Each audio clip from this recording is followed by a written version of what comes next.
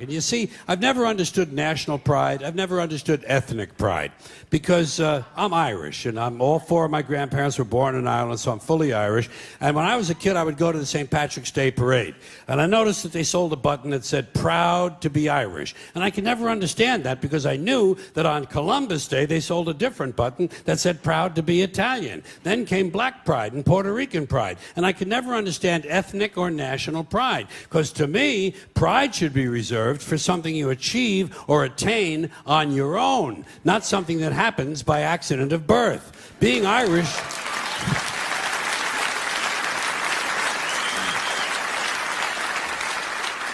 Being Irish isn't a skill. It's a fucking genetic accident. You wouldn't say I'm proud to be 5'11". I'm proud to have a predisposition for colon cancer. So why the fuck would you be proud to be Irish or proud to be Italian or American or anything? If you're happy with it, that's fine. Do that. Put that on your car. Happy to be an American. Be happy. Don't be proud. Too much pride as it is. Pride goeth before a fall. Never forget Proverbs, okay? Now, here's another slogan. Here's another slogan you run into all the time. God bless America. Once again, respectfully, I say to myself, what the fuck does that mean?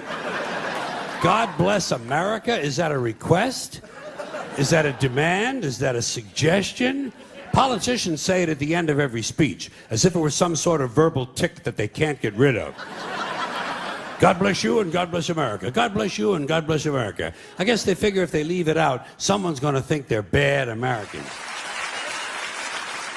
I'll tell you what Jesus would have done. He would have got up on the top of the Empire State Building and said, God bless everyone around the world forever and ever till the end of time. That's what Jesus would have done, and that's what these people should do, or else they should admit that God bless America is really just some sort of an empty slogan with no real meaning except for something vague like good luck.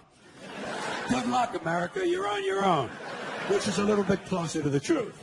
Here's a civic custom that I don't understand. Maybe you can help me. Taking off your hat when a flag passes by.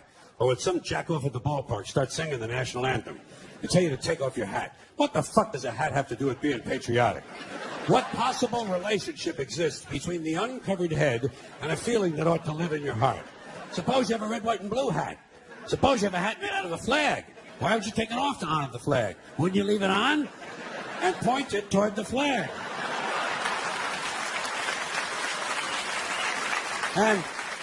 And what's so bad about hats that you have to take them off? Why not take off your pants? Or your shoes. They tell you at the airport, they say, take off your shoes. They tell you it's a national security, so taking off your shoes to be patriotic, too. I started to question all this stupid hat shit when I was a kid.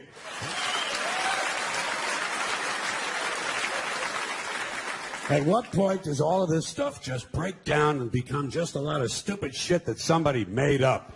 They fucking made it up, folks. It's make-believe. It's make-believe. Now, all right. Okay. Here's one more item for you, the last in our civics book. Rights. Boy, everyone in this country's always running around yammering about their fucking rights. I have a right. You have no right. We have a right. They don't have a right. Folks, I hate to spoil your fun, but there's no such thing as rights, okay? They're imaginary. We made them up, like the Boogeyman. The Three Little Pigs, Pinocchio, Mother Goose, shit like that. Rights are an idea. They're just imaginary. They're a cute idea. Cute. But that's all. Cute and fictional. Now, if you think you do have rights, one last assignment for you. Next time you're at the computer, get on the internet, go to Wikipedia. When you get to Wikipedia, in the search field for Wikipedia, I want you to type in Japanese Americans 1942, and you'll find out all about your precious fucking rights, okay? All right. You know that. You know that. In 1942, there were 110,000 Japanese American citizens and good-standing, law-abiding people who were thrown into internment camps simply because their parents were born in the wrong country. That's all they did wrong. They had no right to a lawyer, no right to a fair trial, no right to a jury of their peers, no right to due process of any kind.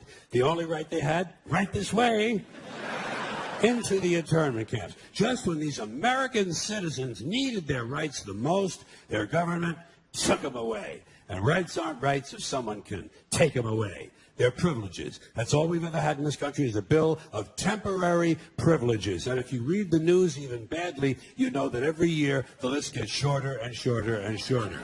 You see how familiar?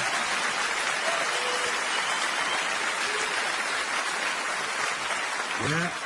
Sooner or later, the people in this country are going to realize the government does not give a fuck about them. Government doesn't care about you or your children or your rights or your welfare or your safety. It simply doesn't give a fuck about you. It's interested in its own power. That's the only thing, keeping it and expanding it wherever possible. Personally, when it comes to rights, I think one of two things is true. I think either we have unlimited rights or we have no rights at all.